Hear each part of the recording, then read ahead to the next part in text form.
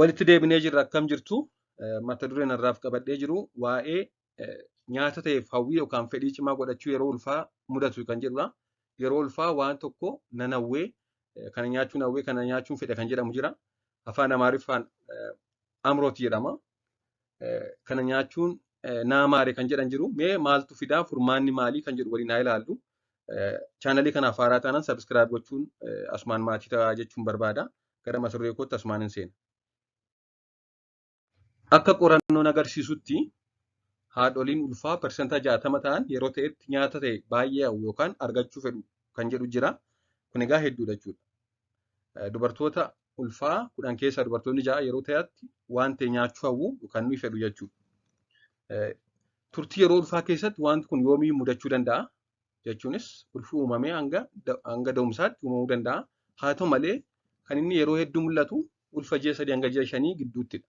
Yookaan second trimester jedhamu isa beekamu jechuudha. Nyaata isaan hawwanis kamiyyuu ta'uu kan danda'u, nyaata kamiyyuu ta'uu haa danda'u, akkasumas wanta nyaatames ta'uu danda'a. Haa ta'u malee yeroo hedduu wantoota mimmi'aawoo ta'anii fi wantoota sukkaara qabanidha kan yeroo hedduu ni hawwine jedhamanii maqaan isaanii ka'an. Sababni kanaa maali kan jedhu gaaffiin jira. Jechuunis maaliif dubartoonni tokko tokko yeroo ulfaa waan ta'e nyaachuuf fedhii addaa godhatu kan jedhu jira.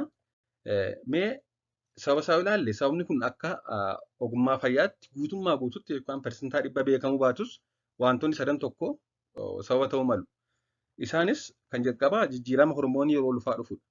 Jijjiiramni hormoonii yeroo ulfaa dhufu akka isaan wanta ta'eef fedhii addaa godhatan ni taasisa. Akkasumas immoo kan yeroo hedduu akka sababaatti ka'u dandeettiin foolii fuudhuu yeroo ulfaa ni cima. Miirri foolii fuudhuu miirri akkasii sababa jijjiirama hormoonii yeroo ulfaa dhufuun baay'ee ol ka'aadha. Kana jechuunis bakka tokko teenyee wanta nuti foolii wayii nutti hin dhaga'amne tokko wanta bakka biraatti ta'aa jiru fooliin haadholii ulfaatti ni dhaga'ama jechuudha. Dandeettiin foolii fuudhuu isaanii baay'ee cimaadha yeroo ulfaa. Sababa kanaaf wanti kun uumamuu danda'a kan jedhu jira. Gara biraan immoo qaamni mineraalota akka kaalshiyeemii fi ayireenii yeroo ulfaa hedduminaan waan barbaaduuf wantoota kana guuttachuuf immoo akka daandiitti kan inni itti fayyadamu qaamni keenya qaamni haadholii ulfaa waa hawwuudha. Fakkeenyaaf dubartoonni yeroo ulfaa seeliin dhiiga diimaa hedduu isaan barbaachisa. Kun immoo ayireenii barbaada. Kanaaf hanga ayireenii yeroo barbaadan waa nyaachuu hawwu. Wantoota ayireenii qaban fakkeenyaaf wantoota akka foon diimaa. Kanaafuu sababa jijjiirama hormoonii yeroo ulfaa dhufu sababa dandeettiin foolii fuudhuu yeroo ulfaa dabaluu fi akkasumas qaamni mineraalota adda addaa yeroo barbaadu karaa itti guuttatudha jechuudha. Waa hawwuun, waa nyaachuu hawwuun yeroo ulfaa. Wanti kun egaa wantoota nyaatamne hawwisiisuun yoo nyaataniin alatti miidhaa fiduu hin qabu. Takka takka wantoota nyaatamne kanneen akka biyyees ta'uu danda'a, kanneen akka cabbii wantoota akkas akkasii wantoota biroo kanneen nyaatamne hawwanii yoo nyaataniin alatti miidhaa fiduu yeroo hedduu hin qabu jechuudha. Tariitii wantoota nyaatamne nyaachuu fedhuu taanaan hanqina ayireenii fi vaayitaaminota biroo ta'uu waan maluuf qoratamanii furmaata argachuu qabu. Takka takka yeroo hanqinni ayireenii jiru piikaa kan jedhamu jira. Wantoota nyaatamne nyaachuu hawwu, wantoota akka biyyee fa'aa, wantoota sila jenne wantoota akka amala akkasii qabu taanaan, fedhii akkasii qabu taanaan ogeessa fayyaa mariisanii ayireenii sana argachuu qabu jechuudha.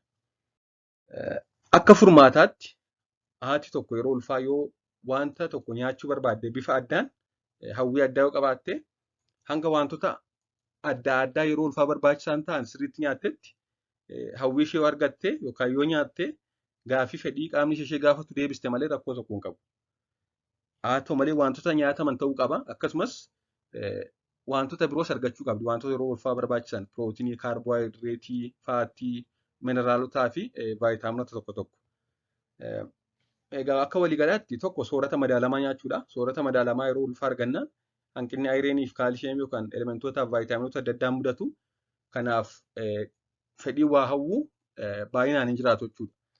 Akkasumas osoo hin beela'in nyaachuu yeroo beela'an giluukoosiin qaama keessaa gad bu'a.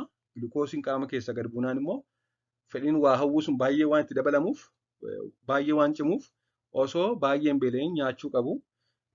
Akkasumas yeroo beela'an wantoota nyaataman bitachuu deemuu hin qaban. Fakkeenyaaf haati tokko yeroo ulfaa beelotee yoo suppermaarketii waa bitachuu deemte fedhiin waa hawwuu baay'ee dabala jechuudha. Kanaaf yeroo beela'aa jiran bakka nyaanni itti gurguramu seenuu hin qaban. Kana malees hirriba gahaa argachuu qabu. Qorannoon akka jedhutti haadholiin yeroo ulfaa hirriba gahaa hin arganne carraan waan ta'e nyaachuu hawwuu isaanii ol kaa'adha jedha. Kanaaf hirriba gahaa argachuun barbaachisaadha. Haa ta'u malee egaa yeroo waan ta'e hawwanii nyaatan killee fi foon hin bilchaane nyaachuu hin qabanii. Hanqaaquu yookaan killee yookaan buphaa akkasumas foon hin bilchaane nyaachuun yeroo ulfaa sirrii miti. Akkasumas immoo wantoota miidhaa fidan kanneen akka alkoolii fa'aa dhuguu hin qaban sababawwaniif qofa.